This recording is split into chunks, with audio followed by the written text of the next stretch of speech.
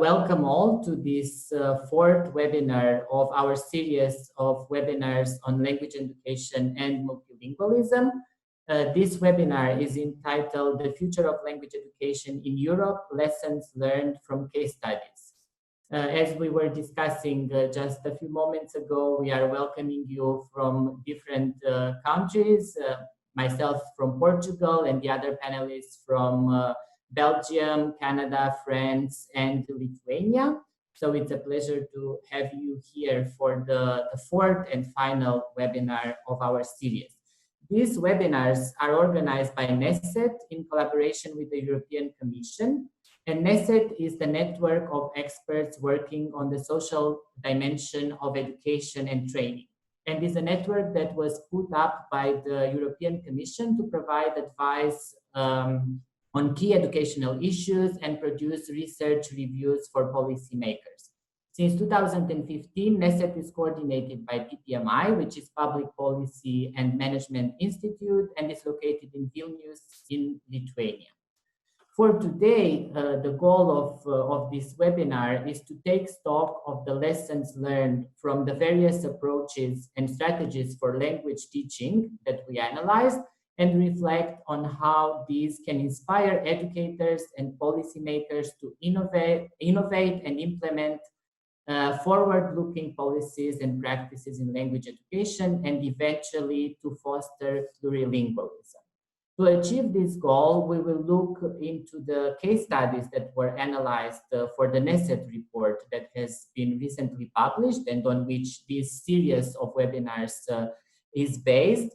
And also, we are going to rely on the questions that we have been receiving from you during the first three webinars. So if you participated in previous webinars, you might recall that we kept saying that if you have any questions, we will collect them and they will be answered during the fourth webinar. So the moment has come for that.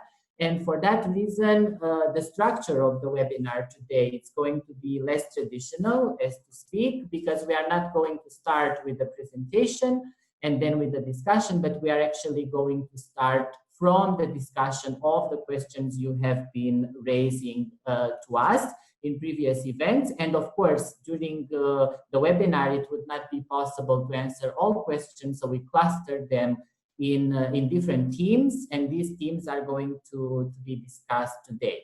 Afterwards, we are going to give the floor to Emmanuelle Pichon and to Hanna Siarova to tell us more about how all this evidence that was gathered and discussed can be used for future development of policies in the field of language education. And we will have also 10-15 minutes, we hope, depending on how excited our speakers will become during the discussion, for questions and answers from today's webinar.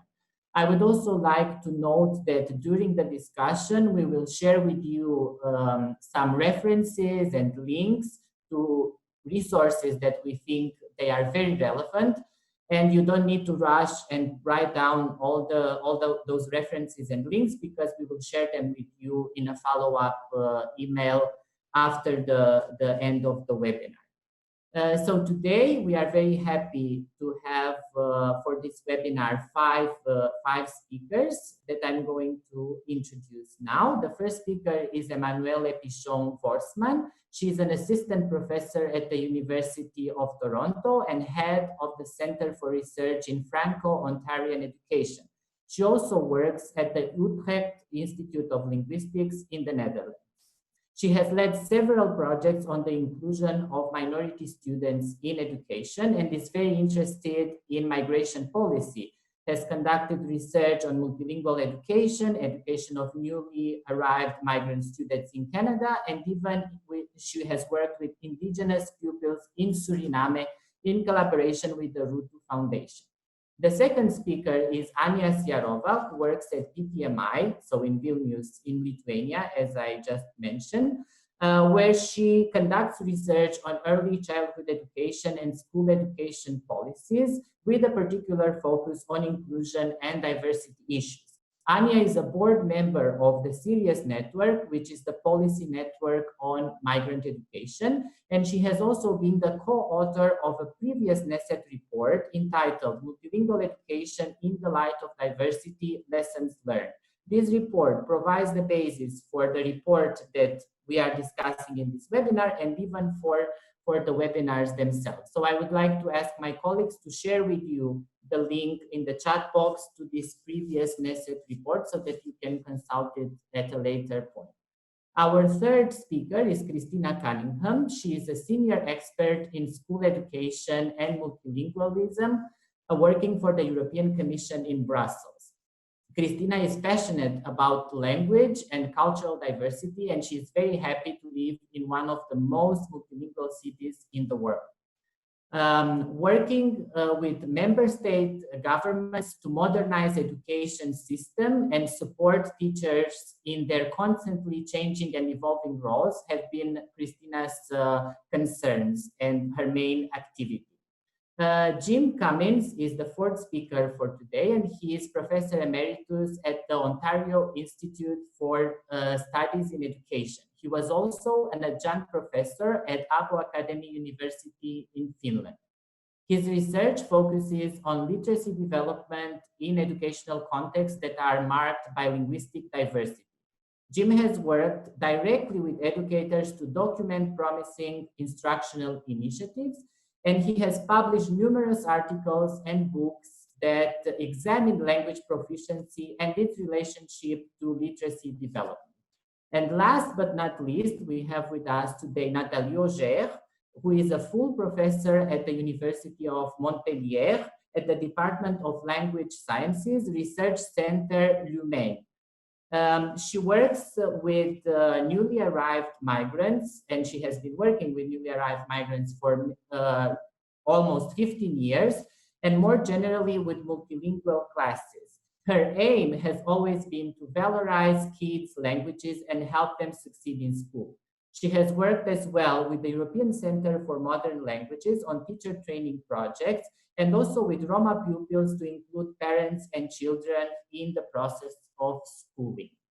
Now that you got to know a little bit better our speakers for today, we would like to know you a little bit better as well. So we are going to launch a short survey that I kindly ask you to respond to. But actually, before we go to that, let me just share my screen with you. And, oh, I think there is something strange going on. What about now? Can you see the image? I think yes.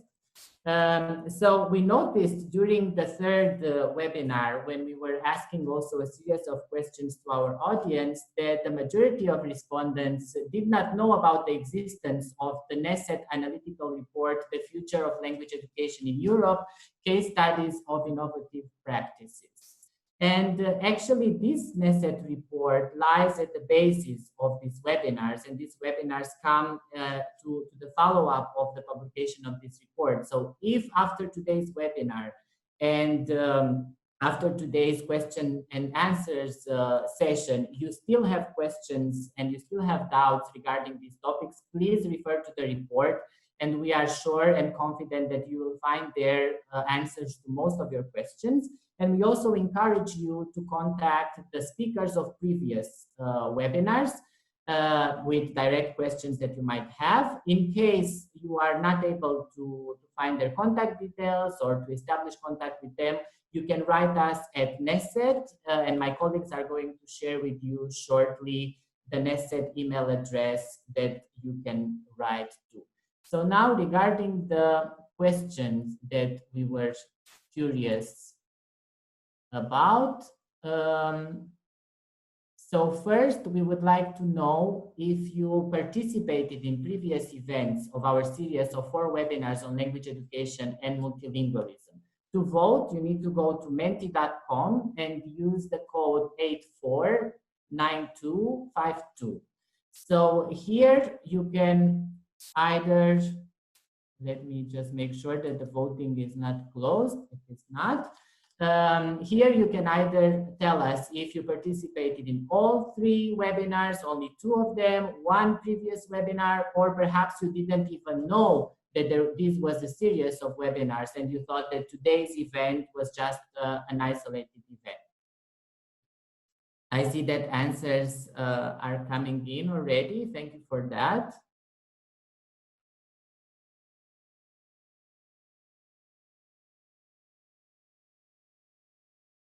Okay, almost 40 answers. So I think that it becomes visible already that most of you have participated in previous webinars, which is very good news for us. We are very happy to hear that and to hear that you found previous events engaging. And it's also important to have attended previous webinars. And if you haven't, you can also consult them on YouTube, because the way we have been discussing language education and multilingualism has been accumulative. Let's say we have been building up on previous webinars ideas, and of course on the NESET report that I mentioned. I see that now we have also a significant number of people that did not attend, so my YouTube suggestion, I think, will be welcome. Thank you for your answers. Now, we would like to know, since we are discussing this topic today, how many languages do you speak and understand, not necessarily perfectly or fluently?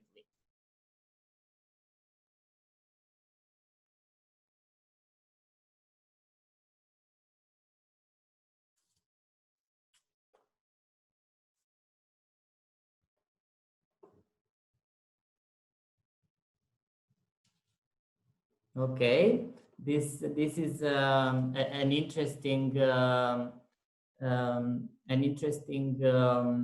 development, and I see that 5 languages or more, it's the majority, and then 4 languages comes next, and 3 languages and 2 languages, and then we also have 1 language.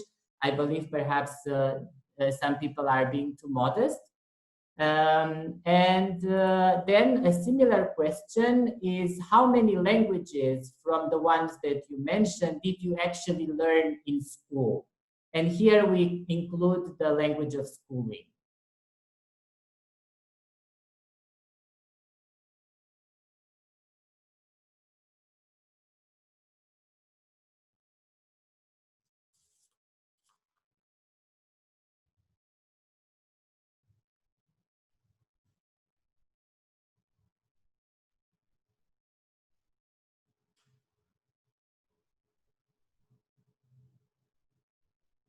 Okay, so thank you also for your answers. I think this brings us an interesting insight, and we noticed in the previous graphic that the people that spoke 5 or more languages were a majority, and followed by people that speak 4 languages. And now about languages that you actually learn in school, 3 languages is the majority. So that tells us something about how we learn languages, and that we also learn languages beyond the school's walls. And I will leave this finding now for Kristina to start the discussion, as I said, on the questions from previous webinars. Thank you. Thank you so much, Cosmin. May I ask all the panelists please to unmute your microphones when I call you, but not all at the same time, because then we will probably have some extra noise. Very interesting to see about our audience, your own language competencies, and the fact that not all languages are learned in school, because that is actually a rather good summary and illustration of the things that we have been discussing during these webinars together. We have covered a very, very broad range of topics during our webinars, from the teaching and learning of what we call foreign languages or modern foreign languages, to the recognition, that each learner brings his or her own personal linguistic capital into the classroom when they first enter, regardless of how many languages this personal linguistic capital consists of. We have been looking at methodologies, we have been looking at philosophies, we have been looking at various ways of adapt the teaching and learning of languages to the actual situation out there in the schools and in the classrooms in Europe and beyond. We have received a lot of interests from you, dear audience, and very many questions.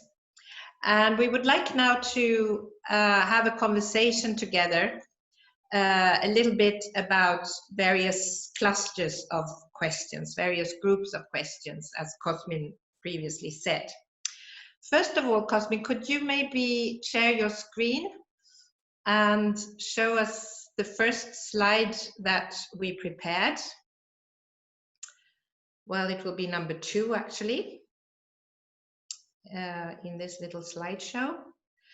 So, as also pointed out by Cosmin, the reason why we have organized these webinars is that we published the report about the future of language education in Europe about a month ago. We couldn't organize a physical conference about this report. We thought that the content was very rich. So this is what we came up with to share the content of the report. And the result was that we have been able to reach a lot more people than we usually do, and we are very happy about that. I would also like to flag another report, which has the title, Education Begins with Language. It has also just been published, and we're going to present it a little bit later this year, probably in September. So watch this spot. The third publication, also very new, that I would like to signal to you, is a blog by OECD. Many of you, because I think we have a majority teachers in our audience, many of you will know about the TALIS report, which is a regular, one of the main regular reports by OECD in the field of school education, along with PISA. But TALIS focuses on teachers. We asked OECD to do a special analysis of language teachers with the rich data that they have in the 2018 TALIS report. And there are some very interesting findings in that analysis, which have just been published. And they have also looked at the very, very topical situation right now, when many language teachers have been in the situation that they have had to work remotely with learners that have not been present in the classroom. So this is a little bit various things that we are going to come back to. Many of you have asked, when we have been talking about the linguistic and cultural diversity in many, many classrooms and schools, we have talked to you about methods to acknowledge and recognize all the languages, present in the classrooms. This is something that is very important, for instance, for the Language-Rich Schools Network. And it's also something that is at the basis of the Studi Binogi methodology that we discussed in the first webinar. We received many reactions and questions from you.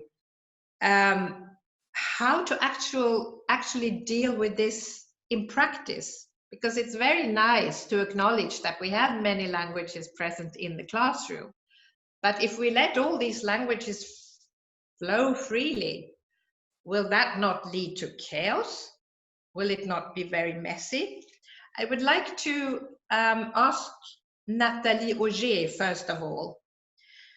Could you give us a few tips for how this language diversity can actually be used in practice in the classroom? How can we actually do that? How can we value all the languages that we have in the classroom? Nathalie. Yes, many thanks, Kristina, for your question. I think it's a very important one. I think we understand that some teachers can be ill at ease with using multilingualism as a resource in their classroom because they are not familiar with the students' languages, but we can deal with this situation very easily. And to me, the first step would be to accept the kids' languages, experiences, even if it can be awkward to share the expertise with students and kids in the classroom. But I think this step is compulsory. It is very important. We have to leave the expertise to the children or to the pupils. Then, to me, a second step would be to use these languages as an asset to develop the language of schooling, but also the content of the different disciplines, such as math, history, geography, and so on. So particularly, how can we do that? You showed very well in your PowerPoint that there are many researches and tools that exist. For instance, a tool that I know very well called Comparing Languages. You are able to compare languages with the pupils in the classroom to develop the language of schooling. You can use family languages, for instance, and this way you can at the same time develop the language of schooling. You can develop additional languages if you learn Spanish or Portuguese or English in the classroom, but also in different projects such as Combat Plus, and in different websites, you have opportunities to use the languages during history classes or geography classes, simply with welcoming the languages in the classroom, with using translation, translanguaging, and of course, like in Binogi, you can translate and you can have the videos of the content in the language of the kids. So it's very powerful if you use all these tools. So I think now we have many researches, evidence, and tools that we can use, and multilingual classes are an opportunity and not a problem. Thank you. Would anybody like to add something to this about actual practices in the classroom? How to deal with this diversity and the multitude of languages? Just briefly. Anybody? Okay, that doesn't seem to be the case. Then I will quickly move on, because another very big cluster of questions have been, for quite obvious reasons, around the fact that a lot of teaching currently takes place outside the classroom. We are now forced to be very good at teaching remotely and use various digital tools and blended learning. I would like to ask perhaps first Hanna, how these new digital tools and the use of ICT in education affect language learning and the promotion of multilingualism in general. Is there a digital divide that we need to be worried about? Hanna, can you come in on that, please? Yes, thank you, Kristina, and thank you for participants to raising all these questions. There were quite many on ICTs, and especially in the context of COVID-19 crisis. And it's true that on the one hand, exposure to the internet and increased connectivity have opened up enormous opportunities for language teaching and learning, and such as ensuring interactive learning environments, personalized learning, and as well as outreaching to learners with diverse linguistic backgrounds going beyond the language of schooling. Internet provides these opportunities. But of course, there are some challenges associated with it. And first of all, many researchers are mentioning the issue of digital divide and digital illiteracy of some part of educational community. And in this regard, there are also already quite many resources developed. For example, the ones that you can see on the slides that Cosmin were sharing, developed by European Center for Modern Languages, that focus on developing teachers' digital skills, especially in teaching languages and promoting multilingualism and how to use them effectively and integrate them into teaching. But another concern that is raised by the experts is that the digital world can sometimes replicate or even multiply the existing inequalities and hierarchy of languages, which we are trying to go beyond. And the researchers call this notion sometimes digital language divide. And for instance, many endangered languages or minoritized languages are not even present online, and most of the educational tools or content is available in digitally dominant languages still, such as English, Spanish, or Chinese nowadays, or also Japanese. And therefore, such initiatives as a Story Weaver, which is an encouragement of all the global community to join and translate and create multilingual stories for children of different ages, or the Endangered Languages Project, or tools like Pinogi, when there is a constant addition of new languages to the tools, are very crucial to actually offer the opportunity for this linguistic empowerment, and to, on the one hand, document and preserve languages, but also share teaching materials in different languages and translate important information for marginalized or vulnerable groups, and create virtual communities which preserve some languages and which can often struggle to exist even in offline world. And this is just another argument on why we need then comprehensive and inclusive language education policies system-wide, which would also support and facilitate both online and offline linguistic diversity and multilingualism.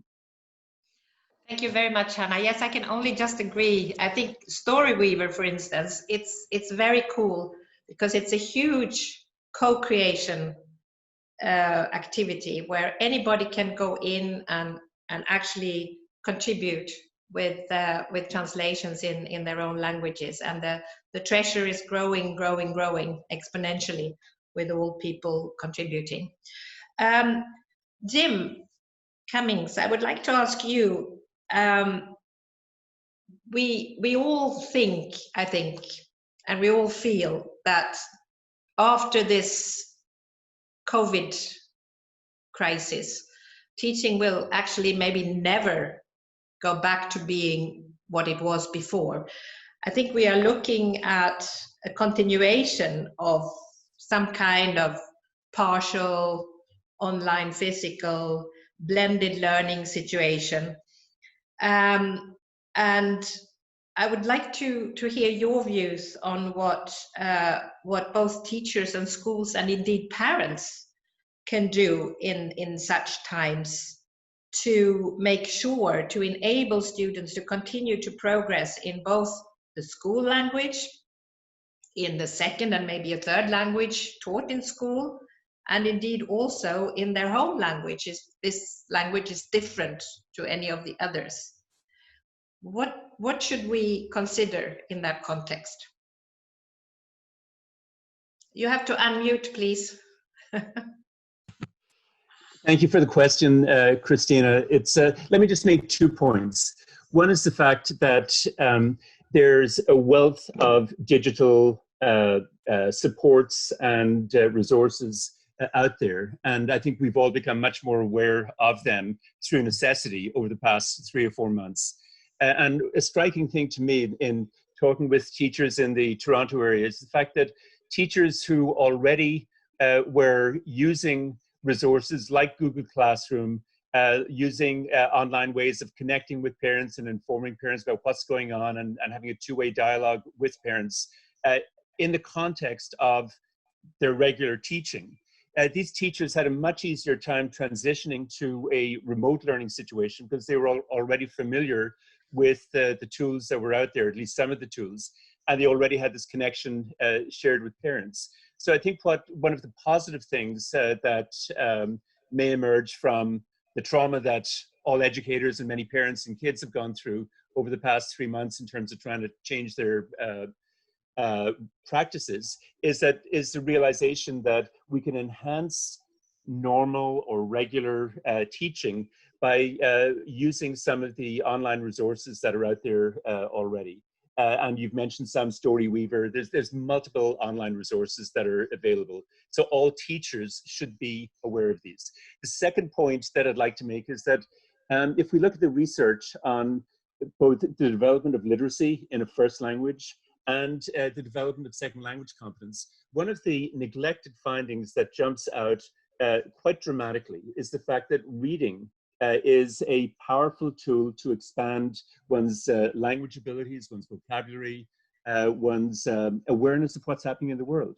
And I think, again, what I've seen in talking with teachers in the Toronto area over the last few months is that when teachers work with parents to say, look, one of the ways you can keep up your child's development is to encourage them to read. If they haven't been doing that already, you can read to your child. You can find ways of getting books that are of interest to the child. You can find ways of teaching content areas through reading. And there's a mountain of research supporting this, but it's something that often teachers don't think that much about in terms of being central to their mission. And so, for example, one of the pieces of research that is there that's very clear is the effect of summer reading. As we know, a lot of kids who are living in economically challenging situations don't have the same kind of access to books as children who are in more affluent situations. And what researchers have found is that for these kids, there's a summertime slump, so that their literacy skills, their reading comprehension skills, when they come back in September from after summer holidays, have dropped. A number of experiments that have taken place have shown that by just simply supplying books to children to read over the summer, that maintains their literacy skills and in ways that when they come back in September, they're ready to take off where they left off in June. And so the simple strategy of ensuring that children have books, working with children, parents working with children to either to read to them if they're younger children, or to encourage them to read more in their first language, in the second language that parents may have access to. It doesn't matter which language you're reading to, it's going to help overall literacy, and particularly languages that are neglected very often. For example, the first languages of many children from migrant backgrounds. Having parents either tell stories to them coming from their culture, read to them, work with them in terms of expanding their oral face-to-face language skills into the realm of books can be a really powerful strategy. So in other words, it doesn't matter which language you read in, just read. Yeah, that's certainly true. Obviously, it matters in terms of the specific language that you're reading in terms of development of that language. So, for example, if a child in Brussels is coming from a Spanish-speaking background, if the parents read in Spanish to that child, then that language is going to increase, but there will be overlap, there will be transfer of those reading skills to other languages like French or Dutch that the child might be exposed to at the same time. Thanks, Jim. Right, moving on. The final broad topic that we would like to address that has been reflected in your comments and questions is actually about our roles as teachers, because it's very interesting to listen to all these methodologies and look at the networks that exist that we could possibly engage with. But sometimes we can see from your questions that those of you who are teachers you don't really feel that you have had enough professional development opportunities to be able to link up with these new things that you hear about, and you may also not feel that you have enough time to do it because you have quite a lot on your plate as it is. So somebody even asked, when are you going to start talking about language teaching?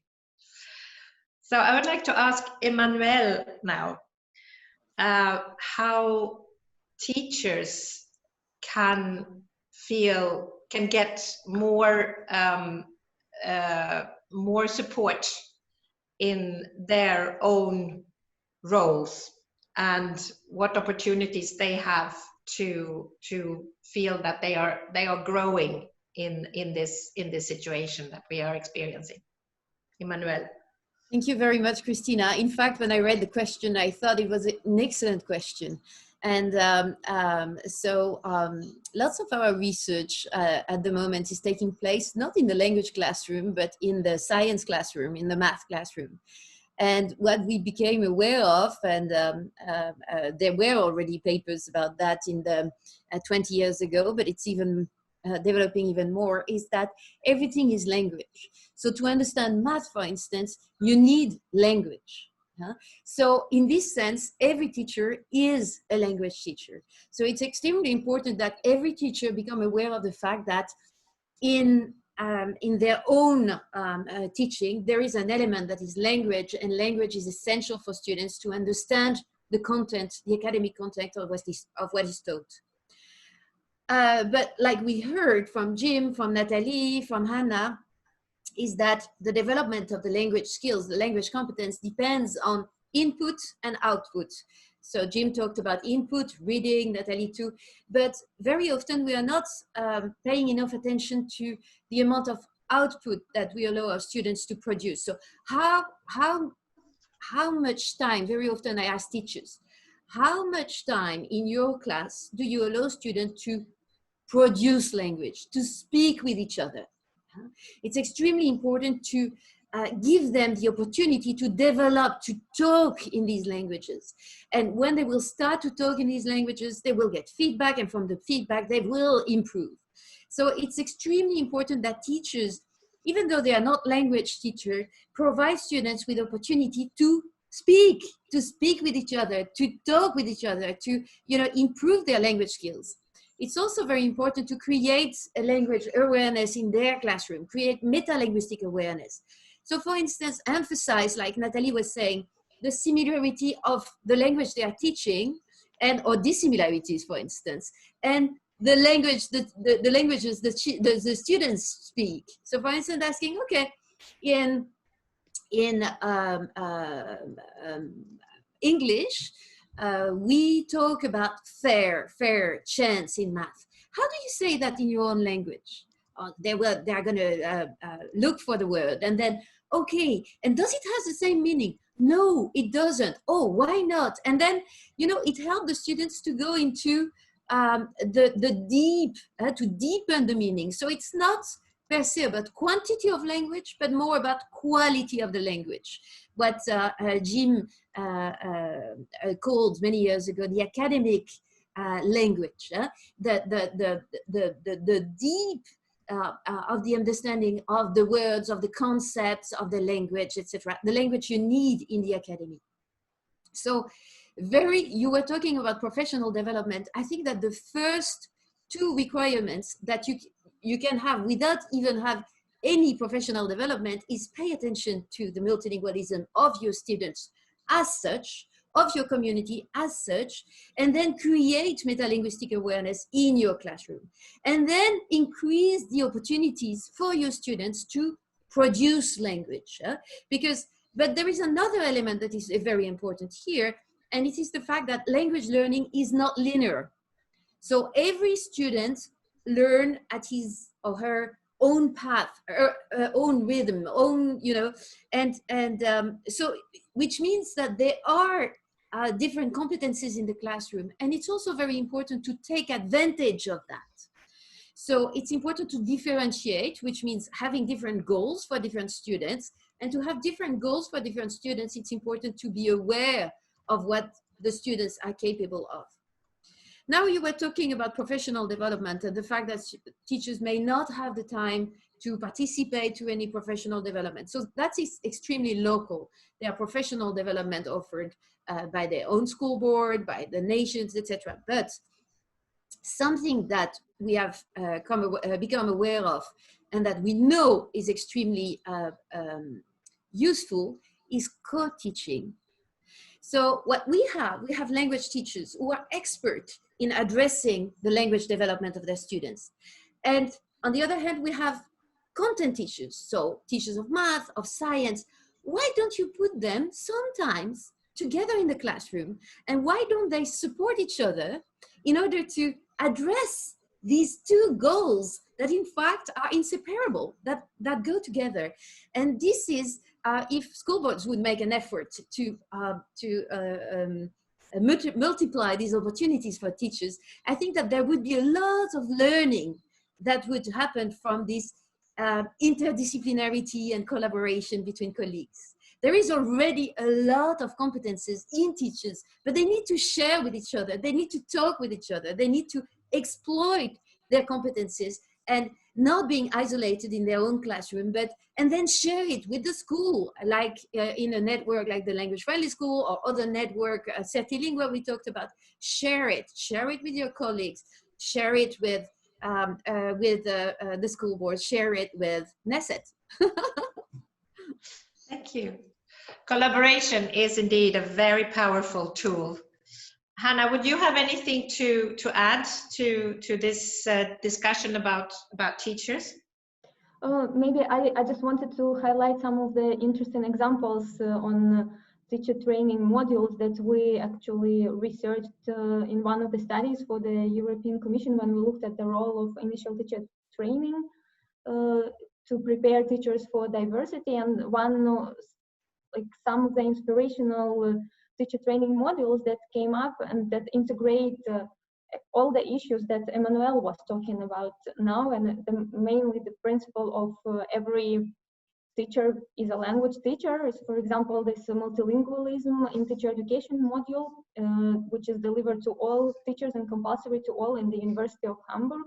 And it's also interesting that the development of this module was actually triggered by the more inclusive policy vision and the new strategy and standards for teacher education developed by the Standing Conference of Länder Ministers in the whole of federal Germany, and then some additional recommendations prepared by the Hamburg city and its concept on integration of migrants and introducing such modules as German as a second language for all teachers, not only language teachers. And I would like just to direct people to check their program, because I saw that some of the people in the chat were asking whether there are any specific teacher training resources. So I think this training module in Hamburg is quite comprehensive and useful and can be inspiring for other teacher training institutes. And also, I think Jenny in the last webinar, she was briefly mentioning the projects that were developed by Finnish Ministry of Education to integrate linguistically responsive and culturally sustaining teaching into teacher education in Finland, both at initial teacher preparation level, but also for in-service teachers. And there is a lot of emphasis again on embedding linguistically and culturally responsive pedagogies in the training for all teachers, for all aspiring teachers. So this is just another recommendation, and you can see the links on the slide, and I think our colleagues also posted them in the chat here in the webinar in Zoom. Thank you, Hanna. Yeah, I can only confirm. I mean, this came also through in the big OECD TALIS survey in 2018. Many teachers feel ill prepared for actually this particular job of dealing in a constructive way with extreme diversity and with multilingualism. At the same time, the good news is that language teachers, more often than their peers who are teachers of other subjects, are at the same time a little bit the ambassadors of internationalization and multilingualism in the school. Alongside with their normal job of teaching languages, they are also ambassadors of internationalism. And also, I think, if I remember right, they are also a bit more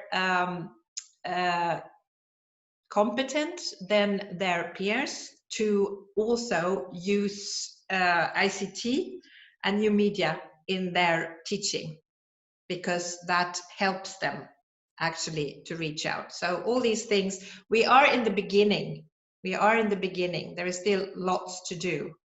But I think we are beginning to see the roads that can lead us forwards. I think that will close this part of our webinar. And Cosmin, over to you for the next part. Thank you, Kristina. Thank you for this very interesting discussion. And now, as I said at the beginning, we are following a less traditional structure. So after this interesting discussion, I'm going to give the floor to Emmanuelle and Anya to present us some findings from the NESET report, particularly linked to how all this knowledge can feed into the future development of policies and practices in the field of language education. Now over to you, Emmanuelle and Anya. Thank you very much. So I'm very honored to be able to present the report at the end of these 4 webinars. I would like to thank my colleagues, Hanna, Siarova. It has really been a pleasure to work with you again. And our colleague who is not here today, Esther Shioni, who I hope I'm pronouncing her name well, and who has created, together with Anya, these wonderful tables you will see when you will read the report, hopefully. Anya, do you want to add a word, or otherwise? So the question we had for this report were triggered by this observation, which is that linguistic diversity is a strength. It is a strength for the European Union. It is a strength for the world. But why is it a strength? Linguistic diversity is a strength based on its potential. So the question is, in fact, I think, how can harmony be achieved in a situation of great diversity? I like the word harmony because we often talk about challenges and struggles when we talk about diversity. And in fact, if you look into the dictionary, and I looked into the Merriam-Webster dictionary, harmony is an interweaving of different stories into one. I love this definition. And if you look into synonyms, then you'll see that harmony is synonym of balance, symmetry, coherence, orchestration, and unity. And this is exactly what we wanted to talk about in this report. What kind of orchestration will enable us to take advantage of the multilingual skills of our students, of our new world, I would say? What kind of orchestration will enable us to foster their plurilingualism, adding new languages to it? It is clear from the case studies we presented that the first requirement is that each of us recognize and appreciate the cultural and linguistic background of each of our students. And in this way, we are moving from a problem-oriented mentality to a resource-oriented mentality. We heard that a lot today. What are my students' strengths in terms of languages? And how can I use them to improve their language skills, their learning of a new language, and in fact, their overall academic performances? So this is a new mindset, and this mindset leads us to the need to improve the quality. I talked already today about the quality of language teaching. How can we use what students already know? And this is a call that is found in most of the case studies we talked about in the previous webinars. How can we integrate these assets? And how can we make our classroom and our education more attractive to our students? One of the problems we face in education is that we, teachers, way too often, we like to teach, and me too, we like to teach as we have been taught ourselves. And adopting a new pedagogy, implementing a new practice, is in fact saying, okay, I agree to enter into a pedagogy of discomfort. So I'll talk about that a bit in the next slide. What does it mean, a pedagogy of discomfort? It means that we are willing to step out of our comfort zone by adopting a student-centered teaching and learning, that we accept to make a flexible use of the different languages, that we accept to reconsider their relationships. Of course, this will mean that all languages will be considered as having an equal value, and that existing competencies and talents in one language may support the acquisition of the other language. That mother tongues play a very important role in the acquisition not only of other languages, but of academic skills as a whole. Then we talked about web-based platform, and in fact, web-based platform can be an incredible tool for both accessing multilingual resources and promoting students' autonomy, self-agency, which we know is an incredible source of achievement in education. And we could talk about that. I saw that there were questions about that, and I'd be happy to talk about that maybe in the next webinar. So it is essential that teachers are not alone in this work. And that is another aspect of the report, that they are supported by the leadership at school board, regional and national level. And I would say also international level, because that is what the NESET is doing.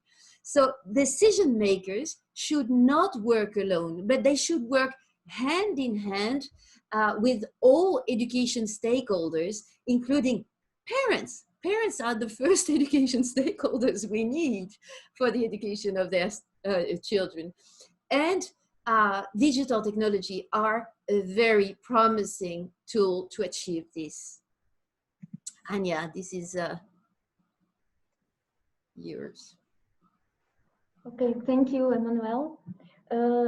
So case studies were examined and discussed during the previous webinars, and as well as all the other numerous inspirational language teaching practices out there, as we saw also and were shared by many of you, show that there are a variety of factors educators and policy actors too need to take into account when adapting or upscaling these practices in their own realities. And of course, first of all, there is a need to have an understanding of what is needed in the particular classroom or school. And we have seen that there are a variety of tools which can be used for many different purposes, like revitalizing minoritized or endangered languages, or facilitating the language learning for all, improving overall language competencies, promoting inclusion of all languages, or equity and intercultural environment in schools. And these practices are also implemented at many different levels in the classroom or at home, if it is a specific pedagogical approach, school, if it is a whole school strategy or organizational practice, or creating in favorable school climate. At the system level, when we talk about overarching language education policies and curricular reforms, or reorganization of the whole teacher education systems and policies. And international examples, when we talk about networks and platforms, we talked about language-friendly school initiatives, Certilingua network, and various platforms made available by European Center for Modern Languages, which I still not tired to emphasize how many resources this particular website offers for all educators and for all the needs you might have in relation to languages. And of course, the context needs to be taken into account, and we are talking here not only about adaptation and borrowing of particular practices, but rather policy and practice learning, basically getting inspired from interesting approaches out there and growing them within our own system, taking into account our own peculiarities and characteristics of locations and the needs of specific school communities, as I mentioned. There was also a question raised by some of you in the previous webinars on what can be done by teachers if the policy is not favorable or not supportive.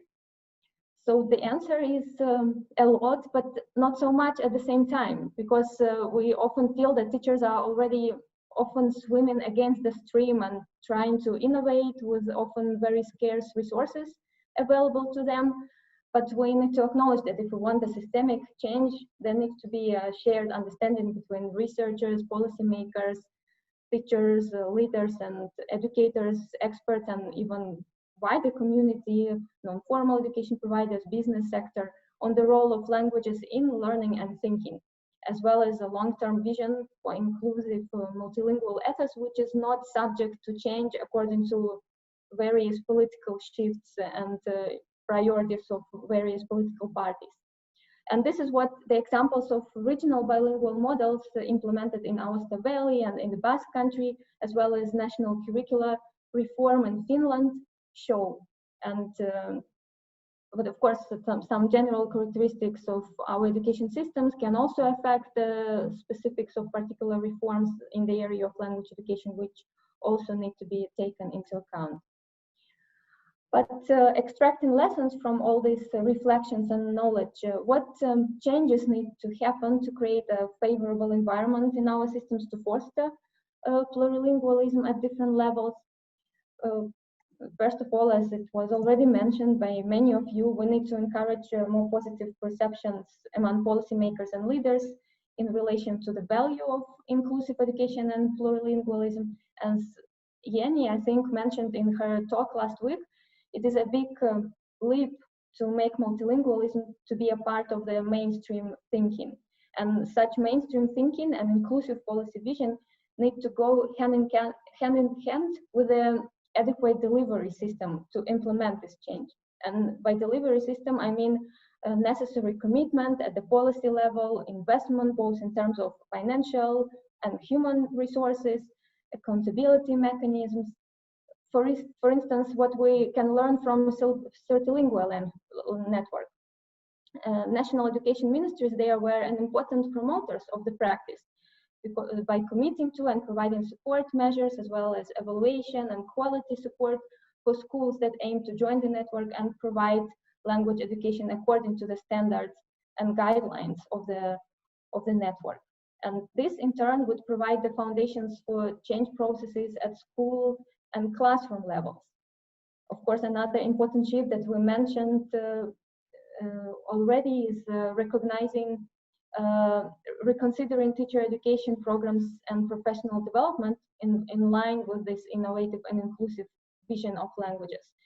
And supporting, in the process of supporting teachers as the key agents of change, especially at the classroom level, in the adoption and developing those innovative pedagogies, there should be opportunities for teachers to engage in peer learning, co-teaching, collaborate and exchange practices. And of course, it all should be built on the principle that every teacher is a language teacher. And again, I would repeat that in this success of the regional models in Aosta and the Basque Country and in Finland, their success was based mainly also on the strong and comprehensive teacher training systems and support that they are offering already. And again, if we are also to harness the potential of technologies in language inclusion and use various tools such as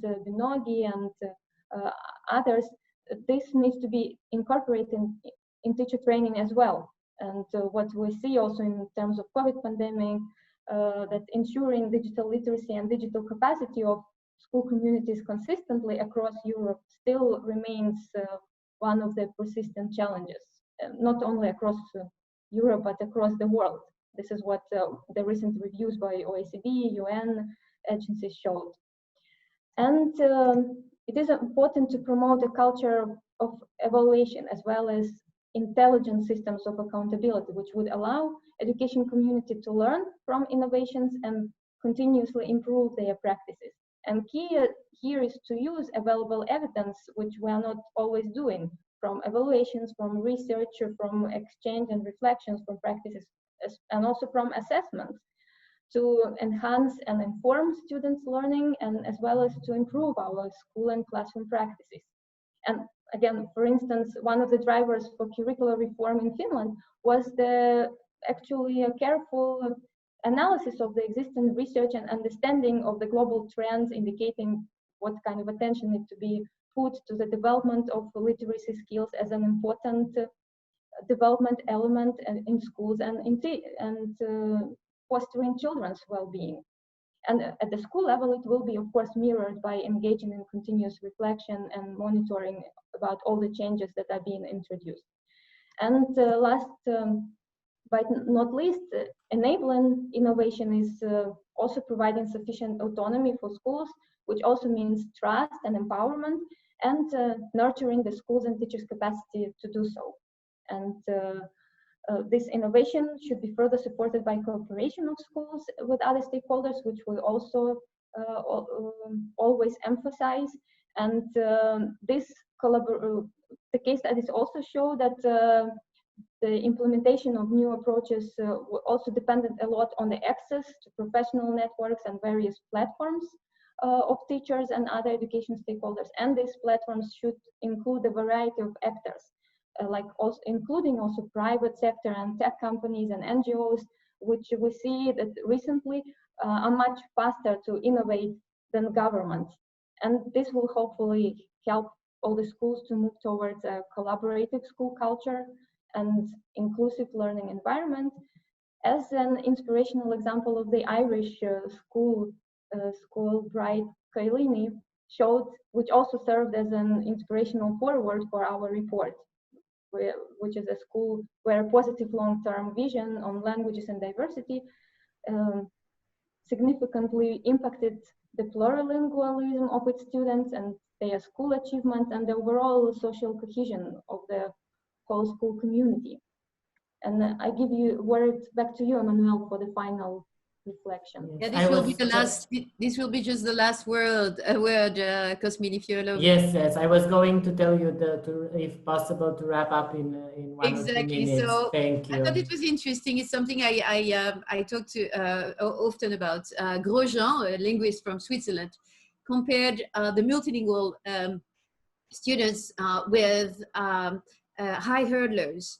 And in fact, what he says is that multilingual students are not the sum of two incomplete monolinguals, but like high hurdlers, they are the sum of, they are not the sum of high jumpers and sprinters, but it's an integrated and unique whole. And innovative practices in language learning and teaching should be practices that help these multilingual students to maintain, support, develop, but also enrich their plurilingualism. And that will be the last word. Thank you, Emmanuelle and Daniel. So you must have noticed, our dear participants, that we are beyond the official time, but since we have had such interesting discussion and presentations, and also very interesting questions coming in, we are going to continue for a while and take a few of these questions from the audience. So from what I was able to notice so far, that we had a few questions on how to involve parents, and this was a recurring question in previous webinars, and we had also somebody offering to share good practices from a school that works, a multilingual school that works with this for many years, and they have examples. So this brings me actually to the fact that at the end of the webinar, we will have an opportunity for you to share such good practices between each other and with us as well. And then we are going to circulate that, but I will leave that for Kristina to explain a little bit better how it will be structured, but it's very much appreciated and helpful to get questions and even answers at the same time from the audience with relevant resources and ideas. A particularly interesting question came in regarding the discussion on the digital divide and how everything had to be structured in our classrooms, and even how our classrooms have moved away from the school and have moved home, and all these struggles that we have been dealing with, how they actually affect language education. So one of the questions is, will multilingualism as a competency level of learners and even teachers be reduced due to the lack of face-to-face communication and restricted traveling caused by the current crisis? And the similar question is if virtual reality accentuates some difficulties that students already have while learning, especially regarding pronunciation, interaction, that is fundamental in language learning. So in this case, I think it would be better not for me to assign a person to answer, but I would ask our speakers to raise their hands, and so I can give them the word to answer this question on the digital divide.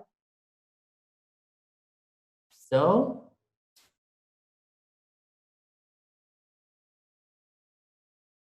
perhaps we can go then to Anya, since she has been talking about the digital divide a little bit, and then somebody else can pick up. Yes, maybe I can just start and maybe reiterate again that I think we should be just mindful about the opportunities and kind of challenges or threats that the digital environment brings, because definitely there are opportunities and you can connect multiple people, and actually I think it won't so much influence your multilingual competence in a digital environment, because we saw that actually even within this webinar we had a chance to connect much more people than we would have to connect face to face. And as I mentioned in the beginning, some of the projects like endangered languages project, or there is this transparent language project where they actually try to give much more prominent attention to these languages that are less represented online, and offer the digital resources and opportunities for all the people and community out there who are interested in learning these languages. So this creates actually much more opportunities to revitalize the languages that are disappearing using the potential of the online space. But on the other hand, we again need to be mindful that kind of it does not go automatically. You have to ensure certain processes and structures and vision in place so that you don't marginalize those languages that are less represented even further. Because even there were lots of research done on, for example, I don't know, different languages that are used in online space, even in educational platforms or in such resources as, I don't know, Wikipedia. And of course, we see that the languages that are traditionally perceived as dominant languages in the offline space, they are sort of the same pattern is repeated in the online world. So that's why we need to be mindful about that, not to repeat this language segregation and sort of language ghettos in a way, because one of the opportunities of the digital space is to outreach to all those more vulnerable and marginalized communities that maybe were more difficult to outreach in the offline space, but then we also need to offer these possibilities for meaningful interactions in the languages that they bring into this online community and online space. Can I ask Nathalie in that context? Nathalie, you have been working in some extremely defavorized areas and with extremely vulnerable people. What do you say about this and the risks that they can become even more marginalized when we use a lot more of digital tools?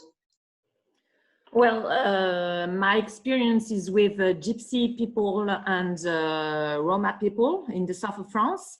And we indeed used digital tools, especially apps and tablets, to include the parents in the classroom during activities. And most of the parents couldn't write and read, but even though they were able to follow the pupils in the way they could learn the language of schooling, which is French, and they could translate into Roma languages thanks to the apps, because we can have websites on Gypsy languages or Roma languages, and this way the parents had really the feeling of being part of the schooling community, and it was very important. So I don't think digital tools are wrong or good. I think it's an opportunity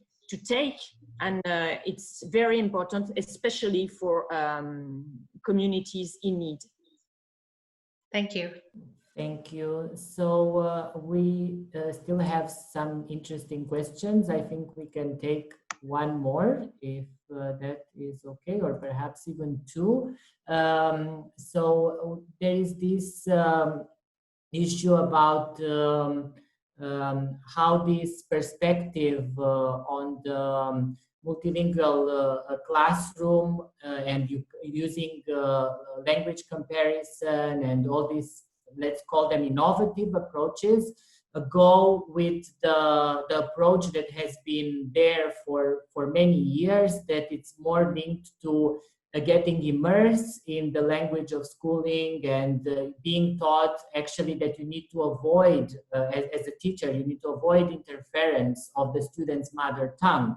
So how these two different approaches go together and affect teachers' practices, and the question specifically is if this another approach about the language of schooling not getting tamed by the mother tongue is an obsolete approach or not. And I would give the floor to Emmanuelle for this. I see she is smiling, and perhaps at a later Maybe point Jim to would Jim. like to talk about that too. Yes, I thought the same. So I will try to be very short. I think that I've done that myself. When I started as a language teacher more than 10 years ago, I was very strict. I told my students, in my class, we only speak French, so please get up, speak French. I was extremely rude.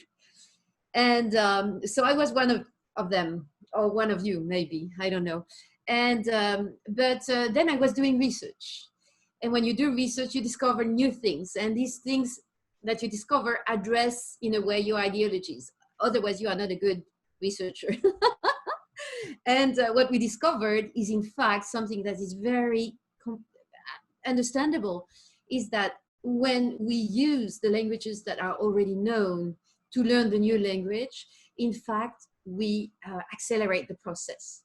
We help to understand better, to go faster in the learning of that new language, and etc. So all of a sudden it was, the earth was shaking, because we thought, okay, what we thought should be immersive and exclusive, all of a sudden needed to become inclusive. So how do we do that? I think it's important not to think that the classroom becomes a whole bunch of languages with no rules, etc. No. Language policies and language planning is extremely important. but language planning should be inclusive. So something that I've seen here in Toronto in classes with extraordinary teachers, because again, like you say very often, Jim, teachers are the knowledge generators, is that they have an agreement with the students. So they tell the students, okay, now you are going to the English classroom, and right now for the next 10 minutes, we are going to talk only in English. But after that, you'll have 5 minutes to, exchange with each other on what you understood of it, which word you did not understand, etc. I have even seen teachers writing contracts with their students, signing the contracts on the wall, wall. So what is important here is that students also feel praised for the languages they know, because it is their identity. So here I give the word to Jim, because I'm sure you want to react about that. To unmute the microphone, please. Thank you. Okay, very quickly, in light of the time constraints, there's a couple of points that I would make. One is, I think in the past we've seen immersion in the target language as a panacea. And if we look at, say, French immersion programs in Canada, from one point of view, they've been very successful. Students do acquire good receptive skills in the target language. Their productive skills, for the most part, are still quite far from anything that might be acceptable in native speaker context. And when you look at what that ideology of keeping the two languages separate has done, it's meant that all kinds of opportunities for enriching students' awareness of language and helping them in both their home language and the target language are missed. There are all kinds of cognate relationships between English and French that teachers do not draw students' attention to, because that would be violating the separation of languages. So we miss out on all kinds of opportunities. The second point is that when the teacher sees herself or himself also as a language learner and learning from the languages of the students who are in the classroom, that sends a really powerful message to students that their language is important, that their teacher is interested in finding out more about their languages, and that's going to open them up to acquiring skills in the school language, the target language, as well as learning from all of the languages that are in the classroom. So you have language as a resource and language awareness happening minute by minute in the classroom. And the final point is that when we look at the research, as Emmanuelle has pointed out, what you see are strong relationships between how well students continue to develop their home language and how well they acquire additional languages. And so the home language is not an impediment to acquiring the second language. It's the foundation upon which we build second language skills. Thank you so much. Unfortunately, we are running out of time, but we have received very, very interesting questions. So I encourage you again to contact the speakers of the webinar directly. I'm sure that they are very happy to continue the conversation by email. And as I said, you can contact NESET if you are having trouble in making contact with the speakers of today's webinars or previous webinars. And now I will hand over to Kristina, who will present us a way of continuing this discussion and enriching each other with our own experiences. Thank you.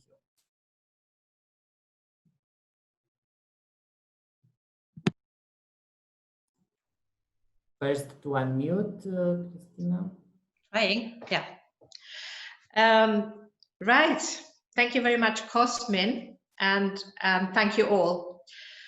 We have been on a really wonderful and exciting journey together, and we have a lot of new acquaintances out there in cyberspace. And we were discussing what we can do to capitalize on this wealth of input that we are getting all the time from you. As you probably know, only we as panelists can see everything that you put in the chat. So we thought, why don't we make this a little bit more public? And we would like to continue to facilitate collaboration and contacts, because all of us share a big mutual interest, and that is how to make language education better and how to take big steps together into the future. So we came up with this idea to create a pin board, a public pin board that we can all contribute to. And if Cosmin could be so kind and share it. This is what it looks like, the future of language education. We would like to ask you to continue to share your valuable feedbacks along with your own personal takeaways and ideas that may have been generated through the webinars that we have had together. I don't know if you're familiar with the Padlets. It's very, very easy. You will get the link to the Padlet. We have made it completely public, so you have to be aware that everything that you add to this pin board is shared with everybody. I don't think that your name will appear automatically, so if you want to, exactly, so please sign your note with your own name, and so we know what it comes from. You're already starting, that's great. We will keep this pin board open for all of you to use during, I don't know, we will see how much response we get, but at least a week. And there we will collect, as I said, your feedback, your takeaways, and your ideas based on what we have been discussing during these webinars together. So you will have access to it. You will all have the link. And we encourage you very vividly to keep using it, and everything that you want to share with us and with each other, you just put on the pin board. But you can see now that you're coming up as anonymous. So if you want us to know who you are, please sign with your name. You don't need to put your email address, but do sign with your name so we know who the note is from. Okay. That's what we will do. We are very happy to be able to continue to share with you and to help really create a dialogue, a worldwide dialogue, actually, because this goes way beyond Europe, and to be able to stay in touch with some of you in this way. And like Cosmin said before, don't hesitate to continue to get in touch either with the speakers or with NESET. We very, very much value and welcome your reactions and your input, and also if you have further questions. So thank you for hanging out with us for almost an extra half hour, more than we had planned. We have some very passionate people both in the panel and in the audience, so I suppose this was inevitable. It has been a great pleasure for me and for the European Commission to organize these webinars together with the authors of the report and with NESET and PPMI. You have been absolutely wonderful. And I think we have all learned something for the future.